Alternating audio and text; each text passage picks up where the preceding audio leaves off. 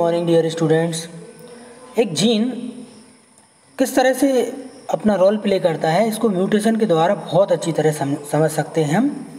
तो आज हम म्यूटेशन एंड जेनेटिक कोड की स्टडी करेंगे। एक सिंपल सा एग्जांपल देखेंगे हम कि सडन चेंज होने के कारण जीन में किस तरह से पूरा का पूरा फिनोटाइप चेंज हो जाता है और किसी भी व्यक्ति के जीवन में कितना अधिक प्रभाव ये म्यूटेशन कर सकता है।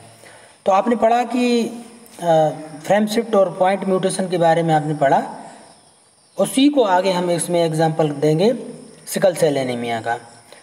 Sickle cell anaemia is a classical example of point mutation. यहाँ पर क्या हो रहा है कि ग्लूटामिक एसिड बनाने वाला जो जीन है उसमें एक नाइट्रोजन बेस चेंज हो गया है और उसके कारण हीमोग्लोबिन की बीटा चेन के छठवें पोजीशन पर ग्लूटामिक एसिड के स्थान पर वेलिन बन जाता है। ये वेलिन क्या करता है, ये वेलिन आरबीसी को कैसा कर देता है, राउंड शेप्ड से सिकल शेप्ड कर देता है। इससे उसका वॉल्यूम कम हो जाता है, एरिया कम हो जाता है और ऑक्सीजन कैरिंग कैपेसिटी कम होने के कारण ये स्थिति कहलाती है एनीमिया। अब एनीमिया तो है, लेकिन किसके कारण एनीमिया है, सिकल सेल आरबीसी हो गई है, किस तरह की, सिकल सेल्ड हो गई, इस तरह की हसियाकार हो गई हैं। इस कारण इनमें अब ऑक्सीजन कैरिंग कैपेसिटी कम हो गई है और यही उसका एनीमिया का कारण है। तो इसको एक छोटे से एग्जांपल के द्वारा समझिए। मान लीजिए एक जेनेटिक कोड है जिसको कह सकते हैं हम कि ये किसी प्रोटीन को कोड कर रहा है। तो यहाँ पर हमने देखा कि राम हैज़ रेड कैप लिखा हुआ है कहीं भी, ठीक है, राम हैज़ रेड कैप, ये आपका क्वेश्चन था, राम हैज़ रेड कैप। अब अचानक से इसमें कोई चीज़ इंसर्ट हो जाती है, कोई नाइट्रोजन बेस, और कोई नाइट्रोजन बेस डिलीट हो जाता है, तो क्या फ़र्क पड़ सकता है वो देखिए ध्यान से। तो हो क्या गया, यहाँ पर एक बी ऐड हो गया। बी इंसर्ट होने के कारण ये चूँकि जेनेटिक कोड 3-3 के पेयर में होते हैं तो राम हैज़ तो सही रहेगा। ये जो रेड है इसमें से ये बी जुड़ने से ये बी आर ई हो जाएगा, ये 3 के सेट अलग बन जाएंगे, ये अकेला रह जाएगा।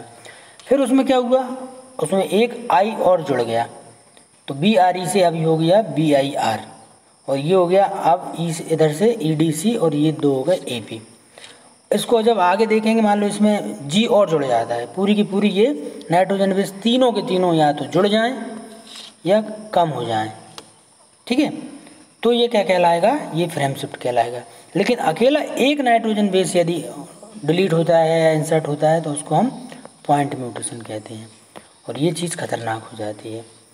और जब पूरे के पूरे 3 के 3 नाइट्रोजन बेस रहते हैं, या तो जुड़ जाएं या वो कम हो जाएं, तो इसको हम फ्रेम शिफ्ट म्यूटेशन कहते हैं। फ्रेम शिफ्ट जो है इतना ज़्यादा घातक नहीं होता जितना कि ये पॉइंट म्यूटेशन रहता है, ये ज़्यादा डेंजरस रहता है।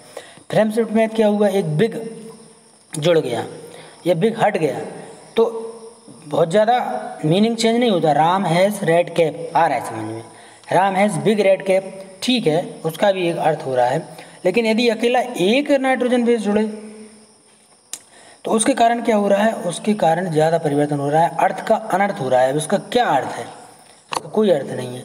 तो पॉइंट म्यूटेशन जो है वो ज़्यादा घातक रहते हैं, ठीक है। So the conclusion from the above exercise is very obvious. Insertion और डिलीशन ऑफ 1 और 2 बेस, 1 या 2 नाइट्रोजन बेस जुड़ने या हटने से, इंसर्ट होने से या हटने से ज़्यादा लीथल आ जाती है, जो बहुत ज़्यादा परिवर्तन आ जाते हैं। लेकिन फ्रेम शिफ्ट म्यूटेशन से इतना ज़्यादा अंतर नहीं आते, हालांकि वो भी बहुत ज़्यादा लाभदायक नहीं होता।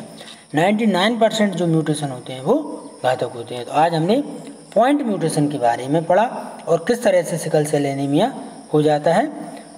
From the beta chain of haemoglobin in 6th position glutamic acid is replaced by valine और इसके कारण the cell of the size of the RBC become sickle celled and the condition which is called sickle celled anemia, anemic condition कहलाती है, ठीक है।